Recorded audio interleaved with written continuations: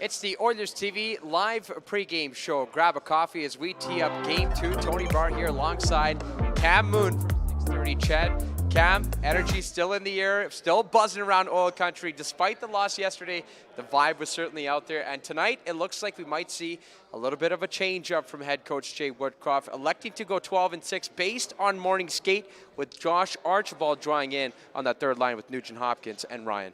Yeah, we haven't confirmed it yet, but the way things looked in the skate, that is extremely possible. And I'm sure the team is looking for maybe a little shot of energy, and that is what Josh Archibald can absolutely provide. So we'll wait till we confirm that. But if so, I think Archibald's going to come in and fly around and take the body and do those sorts of things to get his team going. Bringing that energy and also bringing that prowess on the PK. I mean, the Oilers special teams was definitely a highlight in Game 1. 2 for 4 on the man advantage, 4 for 4 on the PK. As we talked about a couple days ago, Cam, a lot to build off of, especially on those special teams. Yeah, and those, for the team to be successful, those things need to be good. They need to continue to be the way they have, especially in the last, 18, 19 games in the regular season. Penalty kill was lights out. So that continued in Game 1, which is great. Power play's been pretty good all year. Of course, there's going to be ups and downs, but they were good in Game 1. 5-on-5, especially in the first 10 minutes of the game, with the team being pretty amped up. They did give up some really good opportunities. Unfortunately, they were down 2-0 because of that. I know they'd love to tighten that up, clean that up, so that 5-on-5, they're not giving up those odd man rushes. You know, one thing that a former coach here in Edmonton used to say is the only way you can get experience is to get experience. And now that they have the experience of playing playoff hockey in front of these lively fans, that must bode well for them heading into Game 2, because we know that the fans are going to bring the same amount of energy. Oh yeah, no, we know that. So at least they have an idea of what to expect going into Game 1. And in Los Angeles, the lineup that they put on the ice in Game 1, they had 8 guys playing in their first playoff game. So it may have benefited a little bit being on the road and not having that pressure to perform. And Los Angeles has been a very good team on the road all season long, so they were good in Game 1. That part stayed the same. I know they'll play well again tonight, so Edmonton has to bring the level up a little. We'll have to see if Victor Arvidsson draws in the lineup tonight, but that lineup with Moore and Deneau, I mean, if you're head coach Jay Woodcroft and the defense corps, how do you slow them down? Because they've been together all year long for Todd McLellan, and again showing why they've been so effective in Game 1. Yeah, Trevor Moore had a goal and a couple of assists. Philip Deneau with the ultimately accredited with the game winner that he made the deflection. I mean, it's a good line. They're going to have to be good against him 5-on-5. Sorry to cut you off, Cam Moon, but Leon Draisaitl standing at the podium right behind us. Over the last day or so, what were some of the areas that you think your team's looking to clean up on, and what was sort of the focus of what you guys went over? I think it's just little mistakes that we need to clean up. Obviously not the start we wanted, but it's one game, doesn't mean anything. So we're going to be better tonight, and just little mistakes that we know how to clean up. This is a game that, maybe from the outside people might think comes with a tremendous amount of pressure for you guys, not wanting to go down 2-0 in a series. At the same time, you've been very good at home this year. How do you think your group's processing the pressure that could come with a game like this? Yeah, I mean, I don't know if this is pressure. We know the situation we're in. We're a really good team. We didn't play anywhere near our best last game, so we know we got a lot more to give. We get a lot better in our group, and we're gonna look to do that tonight. Leon, I'm here. What did you like about your Game 1 performance? Well, there were some good things in that Game 1 performance. It wasn't all bad. Obviously, it was a mistake that cost you the game. What did you like on your Game 1 performance, and how do you kind of expand and build on that for Game 2? Well, I think our special teams are really good. That's a good start. That's big. That needs to continue. Other than that, there's little spurts where we were good and we played our game and played the way that makes us successful. But then there's large parts where we didn't do that. So we're just looking to do a little more constant or consistent, I guess, consistency in our game, the way that we want to play. And a lot of people talk about how in playoffs, you kind of got to let the game come to you. You have to have that patience and not kind of, I guess, try and force things. Is that easier said than done? Is it because you're out there, you're excited, you want to make something happen, but sometimes you just have to kind of let the game play out? Yeah, it's exciting. I mean, the building is loud. There's lots of energy, obviously, but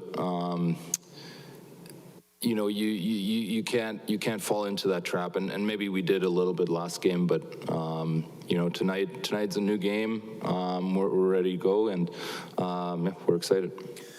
Leon, when you look at the additions on your wings specifically from last year, Kane and Fogle and Hyman, and your team now, it seems to be built like speed and skill up front on the wings. Do you think you're better suited to wear down defenses that happens in the playoffs? And do you look to do that more against a smaller, inexperienced LA defense?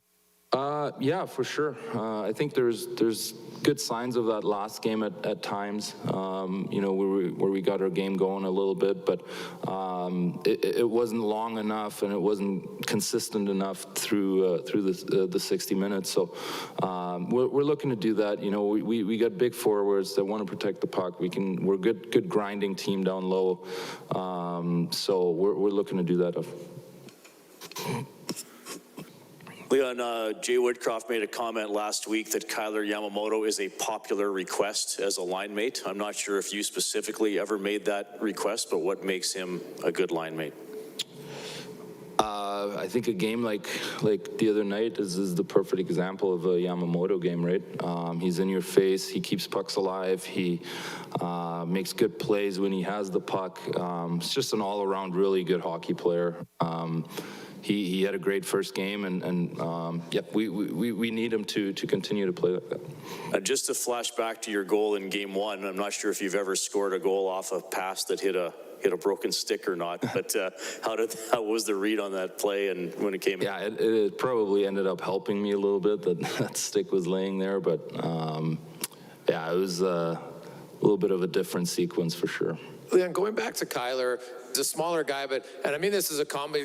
He seems to bring out more of kind of his rat personality on the ice. Like gets after guys and like a little bit of a gnat. Do you feed off that yourself? And does he have that? He joked that he has a similar personality at times off the ice where he likes to get after his own team. Yeah, I mean, I think Yamo, he plays inside you, right? And that's annoying, right? As an opponent. There you go. He plays inside of your equipment. He gets underneath you, sometimes probably underneath your legs too, somehow. Yeah, I think he's a pest to play against, right? He's not fun to go up against. So it's contagious. Obviously, personally, I can't play the way that he does for 60 minutes, right? I don't have that. I'm not that type of player, but it is contagious within our group for sure. Leon, you know Todd McClellan pretty well, obviously. What did you think of the way he kind of worked the matchup game in Game 1 and you know, trying to get the top centers against you and Connor there? Yeah, to be expected. Nothing crazy. I just wonder about what he maybe did to help your career as you got going in the league, Todd, that is. Yeah, he's for sure helped us. I mean, he's a good coach. We've learned a lot from him at a different stage in our careers. We were younger, of course. So a lot of good memories. You know, he helped us get to where we are today as a team, partly, and as personalities and players. Mike Smith sat there the other night and said, look, I made a mistake, cost the team the game. What have you seen from him in the days that follow? What do you expect from a veteran like Smith tonight in this situation? I don't think you need to worry about Smith. He's a battler. You know, he made one mistake, and that could have been anybody, and that was somebody else earlier in the game. So, you know, obviously, yeah, like I said, he made a mistake, but we all did. There's lots of other things that went wrong on that goal afterwards. So it's not on Smitty. I thought he was really, really good, and he'll be good again tonight.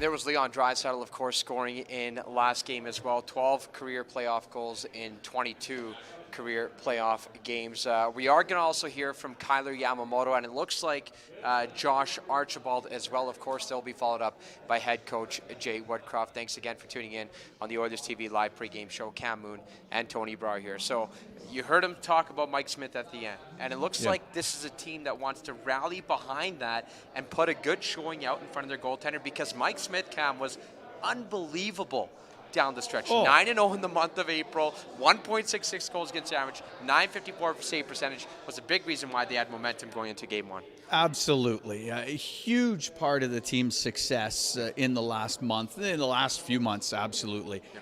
And it was one game. One game. It didn't go the way the Oilers would have wanted, didn't go the way Mike Smith would have wanted. But you're not going to blow everything up after one game. Yeah. You got to stick with what has been working. And I know Mike Smith will battle hard tonight. He'll bounce back. The team's going to bounce back. I don't doubt that. This is a guy with a ton of experience. 299 career wins, regular season style. So he's got 11 wins in the playoffs. He's been there. So you know that you're going to get that bounce back. You talked about work. One player that always works is Josh Archibald, and he's standing right behind us at the Oilers media room. Can you just, I know it's kind of been a tough season for you. Can you just give us a thought on getting a chance to play in a playoff game tonight? Yeah, it's exciting to be back, in the playoffs.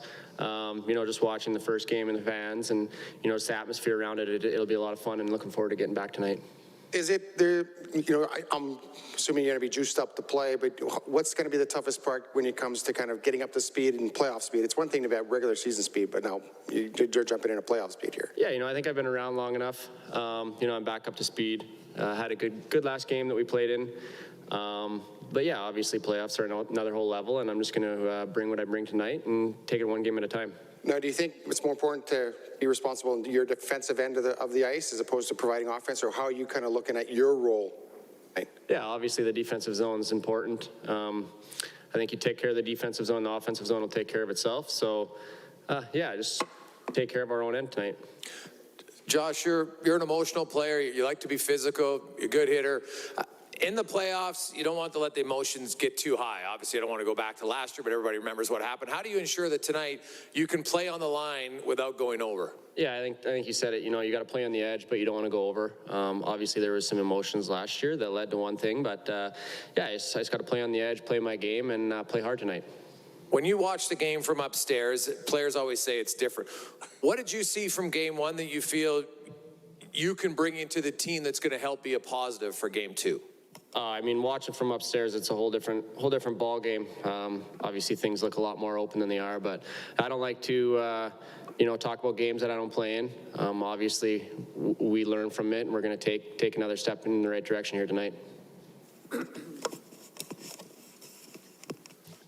Sometimes it's a little bit between games for you. How have you sort of found that adjustment to going from sitting for a while to hopping in, and this will be even next level, what you're hopping into? Yeah, I think our staff here has put me on a good program. When I haven't been able to travel, I've been back here skating, and, we've been doing game sims, so I've been keeping my legs up. But, playoffs are one thing, games one thing. It's a whole different ball game from a practice. So, I think I just got to play simple and be ready. And just sort of for housekeeping, has anything changed in your travel status, your ability to go on the road with the team? As of now, we're just taking it one game at a time, and worrying about tonight. Is it a possibility? Are there processes happening that make it a maybe at least? Yeah, well, I guess we'll have to wait and see, so. Okay. Josh, you'll be slotted on the left wing tonight, obviously a right-handed shot. Does anything change when you play on your off wing? No, I think I played the majority of the games this year on my off wing. I played all over the ice throughout my career. But no, I think everything stays the same and stays simple. When you look at the line with yourself, Nugent Hopkins, and Ryan, what's the dynamic? What needs to be done in order for you guys to be effective tonight? I think we just got to stick to our systems. I bring a little physicality. They bring skill. We all got speed. And I think the most important thing is we just got to be out there talking to each other and letting each other know where we are.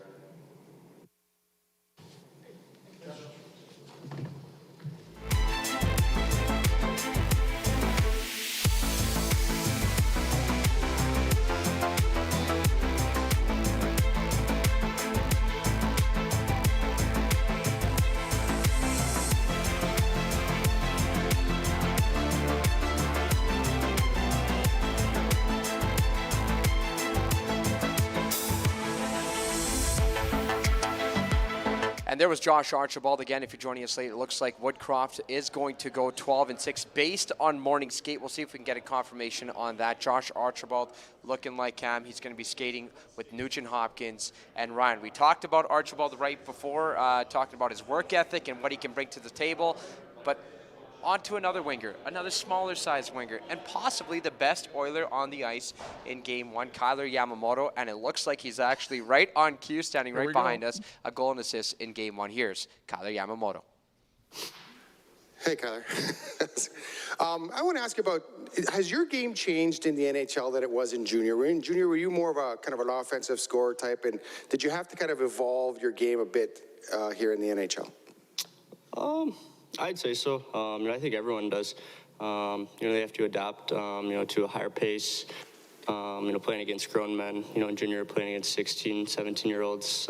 Here you're playing against 35-year-olds, 30-year-olds. So I definitely think my game's changed a little bit. But I think the foundation's still there. Still a tenacious player. Wants the puck, wants to go to the hard areas, plays physical. Were you kind of the same way then when in Spokane, kind of being the pain in the butt to play against? Did you take pride in that down there and then kind of just transferred here? I think so. I tried to, at least, in Spokane. I think ever since I was a little kid, I've always been the smallest on my team growing up. So I think having those attributes to my game, definitely helps. Growing up, did you have kind of idols, the smaller guys like a Martin St. Louis guy, guys like that did play that game, did have that kind of edge to their game and kind of were pains to play against? Did you have kind of guys that you looked up in that role model as well? I do. Obviously Martin St. Louis, Tyler Johnson, is a big one for me. A local Spokane guy. I got to see him play a lot. I like to take Patrick Kane even, Johnny Gaudreau, kind of guys like that. May not play the hardest, but, their skill is unbelievable and try to take as many things away from them as possible. Kailer, the physicality in the postseason obviously ramps up significantly, and there's more contact. And Leon was out here saying how you're really hard to play against because, in joke, you can get right inside guys sometimes under their legs. What did you learn from last year in the postseason when the games are more physical? And obviously there's a size disadvantage for you, but how do you learn to use that to your advantage? What do you do? I think like Leo said, I try to get in guys, equipment. It's hard to play, when you're in there, and you're kind of, getting them a little pissed off. So, I think that's what I try to do. And, last year, I think I learned, don't get too high, don't get too low. I feel like I got so amped up, I wanted that physicality like all the time, and I just forgot about the puck a little bit. And this year I'm trying to, still play that way, but, focus on the puck more. Obviously you can't score if you don't have the puck, so. Were you super amped up on your first shift with the fans last game with the wrestling? Was that a situation where the emotion get the best of you? Yeah, I definitely think so. It's the first time I've played in front of these fans, since I've been here, and the fans were unbelievable yesterday. I don't think I've seen better fans than that, anywhere I've played, so I definitely think that definitely got the best of me. You obviously learned from that. They killed it off. The rest of the game, you're one of the more effective players. How do you learn to stifle, to take that energy in a positive way where you don't go over the line? How have you learned when's the time to, dig in, maybe when's the time not to give that extra shove or extra hook? I've played hockey my whole life, so I think you just get a feel for it, on the ice. You see when you can maybe get an extra hook, maybe a hit in there, and when you can't. So I think that's just what I've kind of learned over the years, and sticking with it. Hi, Kailer, over here. You sit out here, you seem like this mild-mannered, soft-spoken guy, and then the puck drops and you turn into Kailer Yamamoto. When does that switch flick? Is it the anthem strike you the wrong way or something? I think it's just the start of the puck drop. I'm a competitive guy. I always want to win, so I think as soon as that puck drops, I think something switches and I go into game mode. With that comes a certain amount of punishment that you have to take, especially in the postseason. From your standpoint, is it just taking it, or do you find a way to kind of avoid it and take less than maybe somebody who's larger would? I think what comes around goes around. If I'm going to take one, I'm definitely going to be looking to get somebody back. So, yeah. you sure? Yeah. Okay. Sorry about that. Kailer, last week we talked about high-pressure hockey and how much you love playing in high-pressure moments. How much does an individual game like that in Game 1, what does that do for your confidence, I should say, in heading into Game 2 here tonight? It builds it up. Hockey, I find on the mental side, it's a lot about confidence. The more confidence you have, I think the better you're going to play. So, having that game definitely builds up my confidence. But at the end of the day, it's not an individual sport. We lost the game, so need to be better for this game and hopefully get the W. Do you feel like you've taken your game to another level in the past little while here, especially on Monday night? Yeah, I think, from the start of this year, I started out a little rough. But, towards the end of the year, I think I've definitely picked it up. And I think my game's definitely trending in the right direction. Was there a pivotal moment or did something happen? Did someone say something to you where everything kind of switched? No, I think it's just, stacking good plays on good plays, building that confidence and, just believing in yourself. What did your dad think of your wrestling move? I don't know. He didn't even really ask me about it, but I'm sure he liked it. But at the end of the day, it's a penalty, and I can't be taking those stupid penalties for the team. You obviously found a little bit of success on the power play here too, first unit and second unit. Do you find your role changes a little bit on those two different units when you're going back and forth between the two? I think I just try to play, my game. I play either the middle or net front on both power plays. So, at the end of the day, just try to play my game and, fill that role. Thank you.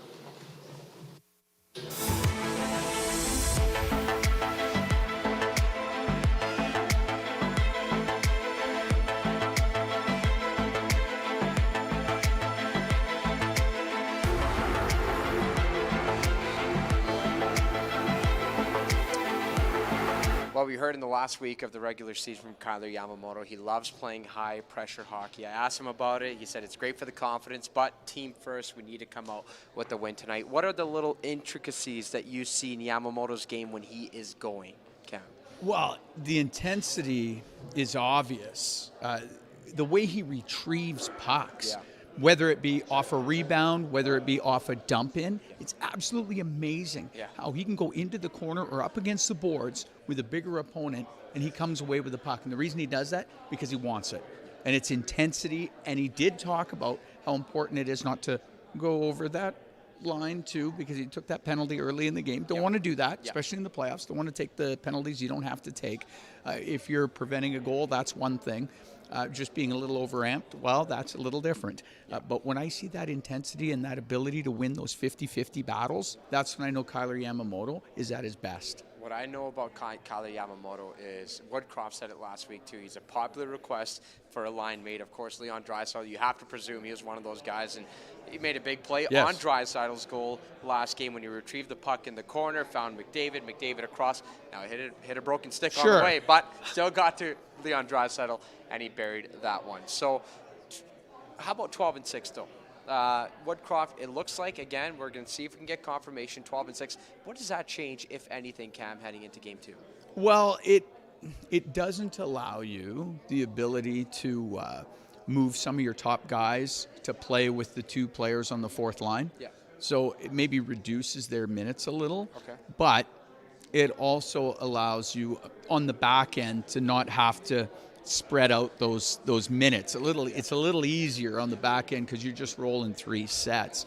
And now that you know that Darnell Nurse is 100% good to go, you don't have to have that safety net of the extra defensemen. So, hey, and we'll see as far as Josh Archibald coming in, as far as that, what he brings with his intensity, with his physical play. Like, that might be a little bit of a boost to this Oiler lineup because there's a guy that plays incredibly hard, much like Kailer Yamamoto. Yeah.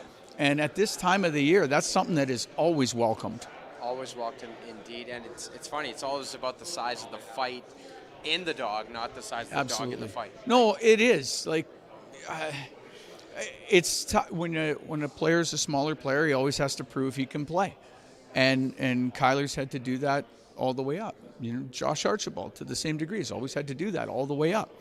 It's unfortunate, but that's the way it is. But hey, these guys have done it. Kailer Yamamoto was a star in the Western Hockey League with the Spokane Chiefs in his hometown, and has moved to the next level. He had to go to the American Hockey League, showed that he could play there at a high level.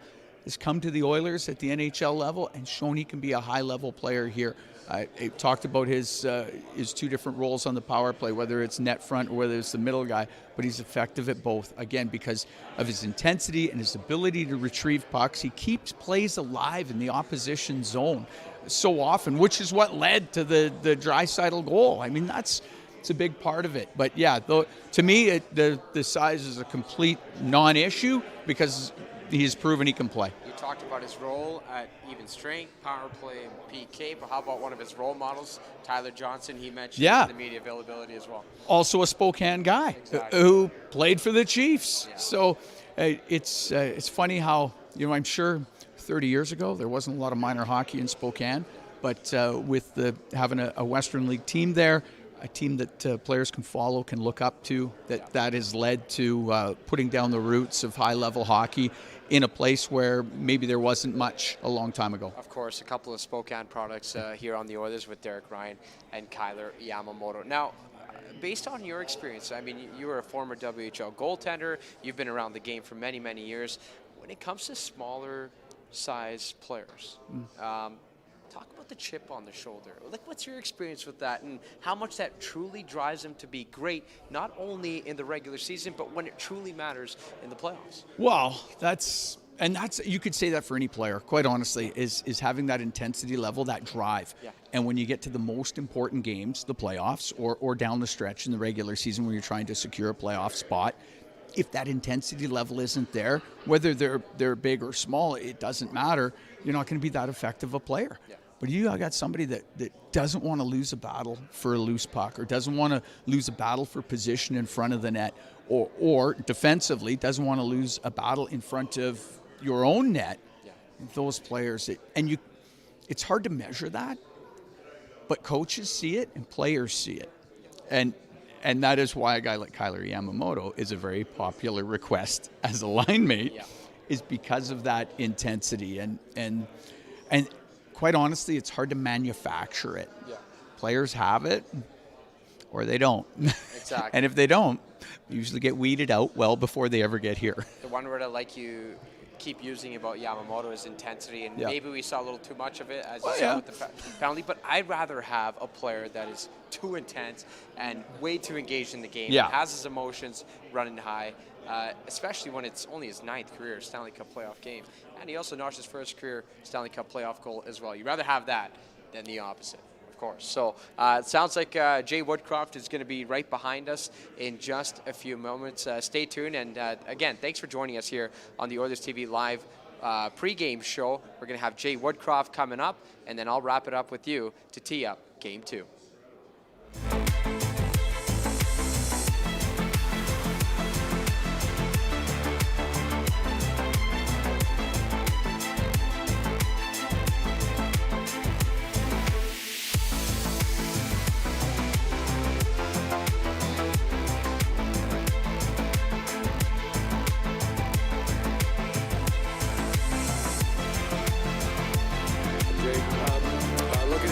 Archibald's out here, says he's excited to get back in. Can you talk about what you see from his game and what you're hoping he can bring to your lineup? Yeah, I see a feisty type of guy, someone who gets in on the forecheck, finishes his check, detailed checker, working back to his own zone, and somebody who is a good penalty killer. So I think he'll come into the lineup and give us a burst of energy.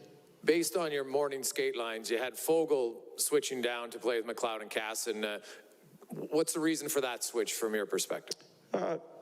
Just our staff decision that we think that might be the best way for us to line up tonight. Jay, just is there something that maybe you didn't see from Shore and Brassard that you thought Archibald would be the best option, or just you thought Archibald would be the best option today? No, I think all of the available forwards to us all bring different ingredients. And I think when you're looking to insert people into the lineup, that's a big part of it, is just the types of ingredients that different players bring. We know that we're going to, over the course of a playoffs, you're going to use a lot of bodies. We're confident in everybody that's at our disposal. For tonight, we're excited to have Archie jump into our lineup. Now, if he comes out tonight and has a great game, is he available for you to go to Los Angeles, or is that a bridge across? Yeah, no, he's an available player for us going forward. So when did that change exactly? Well, it's my understanding that a cardiologist, his cardiologist, was able to get a medical exemption for him based on his history of myocarditis. He's not a player that's been available for you on the road, sort of had spot duty for him here and there. How much does it change that dynamic given his penalty killing prowess and the element that he brings? It feels like this is a fairly significant break for your team potentially in the middle of a playoff. Yeah, we're excited because he brings everything you just mentioned there, and he's an available player to us home or road, and that's a good sign for our team. So as a coaching staff, he's a real good option for us. Your team's been really good on home ice, haven't lost back-to-back since in the time that you've been here. What do you sense from them in terms of shaking off the other night and maybe not listening to the noise or the pressure, or what did you sense? Well, I think what we've tried to do over the last 2.5 months here was be consistent in our process. And by being consistent in our process, we've seen consistent progress. And so after game one, we talked a lot about just getting better a little bit each day as we move through this series. We had a good day yesterday. I think the mindset is a good one for our team right now. So, Jay, you never know what to expect from a young player, especially going into a playoff series. So what is it about Kailer Yamamoto's makeup that kind of sees him rise to the occasion and, be this tenacious guy? Well, I would start out with, you don't play in the National Hockey League at his size unless you have a giant heart. So he's got a strong willingness to play the game hard, to go to hard areas, and he's had success. I've had the good fortune of coaching him in the American League and in the National Hockey League. He's somebody who comes to the rink every day with a purpose. He's excited about playing in the National Hockey League and demonstrating his skill set. And I think he's a very, very good complementary piece in our top couple lines there. He helps people. He helps do work for people. And as a result, he's a popular line mate. It has to be contagious when you see an undersized, and even Archibald too in that category, where you see these smaller guys running around. If you're 6'1", 210, how do you not do it? Yeah, I think we talk a lot about being physical on offense. I saw in the second period last game, if I can recollect it, I saw Kailer go into a 50-50 puck battle with a much larger human being he was going against, and he not only won the puck, but he stiffened that player up with a good body check. And I do think that's contagious, that type of mindset. Jay, you've liked 11-7. What did you not see in the first game then to go back to 4 forward lines? Well, I think as we've talked about all along, going 11-7 is that we want to have the ability to do both, remain flexible. I think it makes us a difficult team to prepare for when we have the ability to do both. For me, I think heading into game number 1, we wanted to make sure that Darnell was fully healthy, could get through the game, and he did a good job of doing that. And so, as I said, we're comfortable with either alignment. We've had success both ways. And in Mike Smith's case, one mistake, so obviously he's your guy in goal. You're not hanging anything on a goaltender, coming back with him in this game. To me, we're looking forward to game number 2 here tonight. What do you want to see from the start of the game? It looked like your team got too ramped up with the fans last game.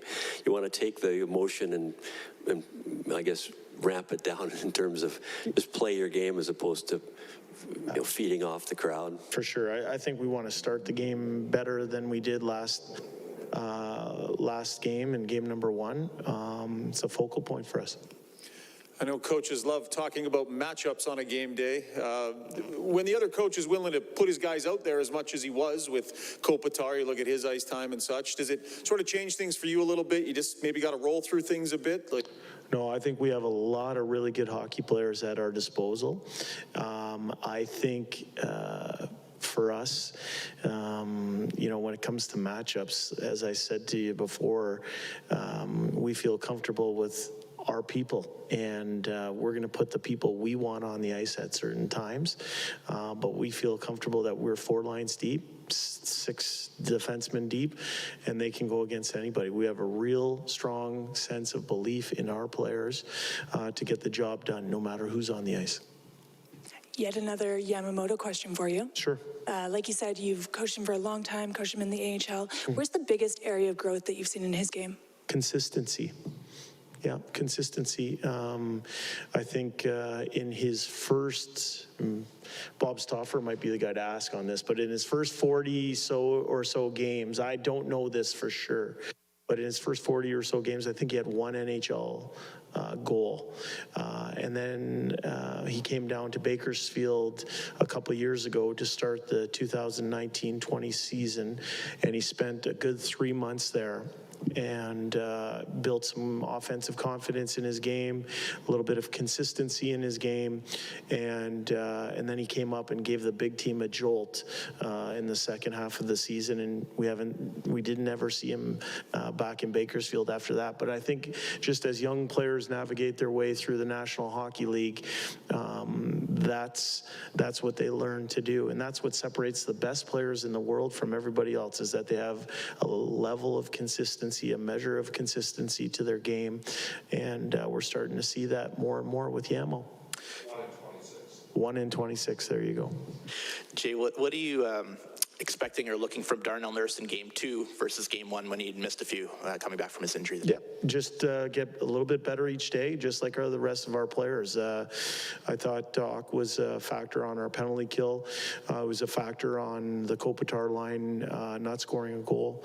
Kopitar was on a mixed line there with Kempe and Lemieux there, but I thought they did a good job against that line, him and Cece, and for him to miss a full week in a regular season at that time of year and then to step back in, he acquitted himself well, and we're looking forward to him taking a step just like the rest of our team. With 60, would you hope or expect to elevate his minutes a little more tonight? Well, we'll see how it plays out.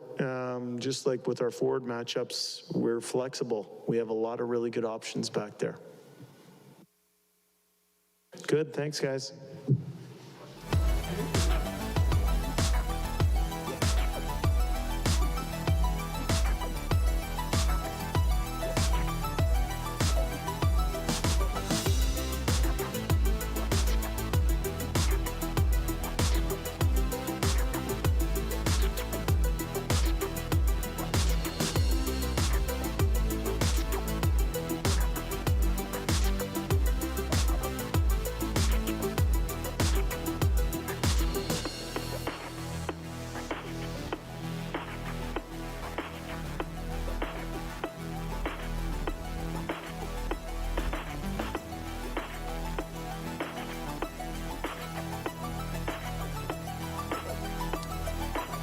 And there was Oilers head coach Jay Woodcroft confirming that we will see a 12 forward, 6 defenseman makeup today. Just to read you the lines from this morning's skate, Evander Kane will skate on a line with Connor McDavid and Jesse Puljujärvi. No change there. Also no change for the second line. That, of course, being Hyman, Draisaitl, and Yamamoto. Josh Archibald will draw in for the first time these playoffs. He'll be on the left side of Nugent Hopkins and Derek Ryan, while Warren Foegele, he shifts down with Ryan McLeod and Zach Kassian. On the defense, it will be Nurse and CC, Keith and Bouchard, and Kulak and Berry to round out the top 6. And of course, Jay Woodcroft electing to go with Mike Smith. In my opinion, no questions asked there, as he was phenomenal for the Oilers down the stretch. All right, that's going to wrap it up for today's Oilers TV live pregame show. Be sure to keep it tuned in on Oilers TV and EdmontonOilers.com for all your pregame coverage for Game 2 here tonight at Rogers Place, including